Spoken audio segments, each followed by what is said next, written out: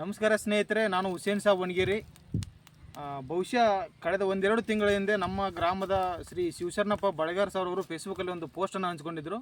ಅದೇನೆಂದರೆ ಜನ್ ಕಲ್ಲುಗಳು ಅಂತ.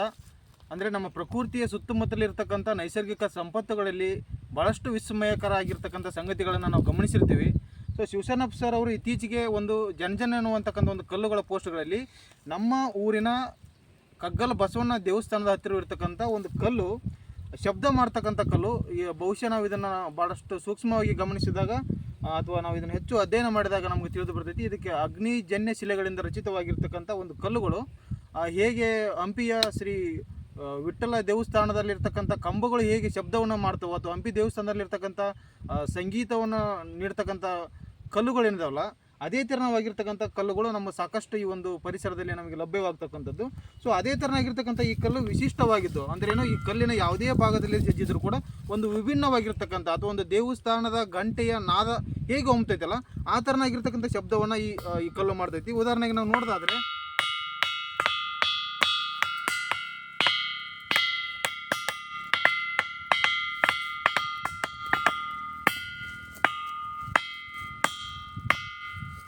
ಈ ಕಲ್ಲಿನ ಯಾವುದೇ ಭಾಗದಲ್ಲಿ ಜಜ್ಜಿದ್ರೂ ಕೂಡ ಒಂದು ವಿಭಿನ್ನವಾಗಿರ್ತಕ್ಕಂಥ ವಿಶೇಷವಾಗಿರ್ತಕ್ಕಂಥ ಜನ್ ಅಂತಕ್ಕಂಥ ಒಂದು ನಾದ ಹೊರಹೊಮ್ಮತೈತಿ. ಸೊ ಇದನ್ನೆಲ್ಲ ನಾವು ಗಮನಿಸಿದಾಗ ವಿಸ್ಮಯಕರವಾಗಿರ್ತಕ್ಕಂಥ ವಿಶೇಷವಾಗಿರ್ತಕ್ಕಂಥ ವಿಭಿನ್ನವಾಗಿರ್ತಕ್ಕಂಥ ಸಂಗತಿಗಳು ಸಾಕಷ್ಟು ನಮ್ಮ ಸುತ್ತ ಮುಂದೆ ಇರ್ತವೆ. ಸೊ ಈ ಒಂದು ಕಗ್ಗಲ ಬಸವಣ್ಣದ ದೇವಸ್ಥಾನದ ಹತ್ತಿರ ಸಾಕಷ್ಟು ಕಲ್ಲುಗಳಿದಾವೆ. ಆದರೆ ಅವು ಎಲ್ಲ ಕಲ್ಲುಗಳಿಗಿಂತ ಒಂದಿಷ್ಟು ವಿಶಿಷ್ಟವಾಗಿದ್ದು, ಇದು ಕಲ್ಲಿನ ಯಾವುದೇ ಭಾಗದಲ್ಲಿ ಜಜ್ಜಿದ್ರು ಕೂಡ ಈ ಥರನಾಗಿರ್ತಕ್ಕಂಥ ಶಬ್ದ ಹೊರಹೊಮ್ಮತೈತಿ.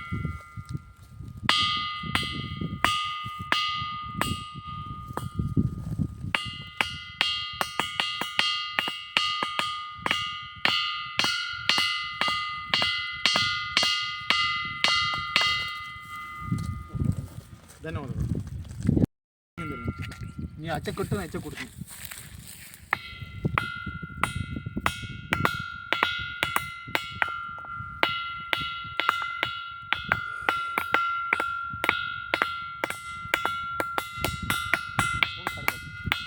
ಕಲ್ಲಿನ ಮೇಲ್ಮೈಯಲ್ಲಿ ಎಲ್ಲಿ ಕುಟ್ಟಿದ್ರು ಕೂಡ ಜನ್ ಟನ್ ಅಂತಕ್ಕಂಥ ಶಬ್ದವನ್ನು ಬರ್ತೈತಿ.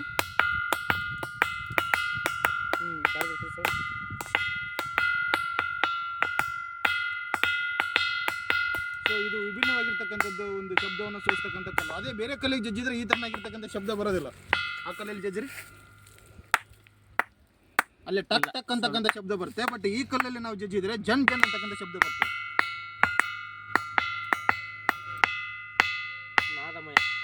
ನಾದಮಯ ಒಂದು ಗಂಟೆಯ ಹೇಗೆ ಗಂಟೆ ನಾದ ಇರ್ತೈತಲ್ಲ ಆ ಥರ ಹೋಗಿರ್ತಕ್ಕಂಥ ನಾದವನ್ನು ಈ ಕಲ್ಲು ಕೊಡ್ತೈತಿ ನಮಗೆ.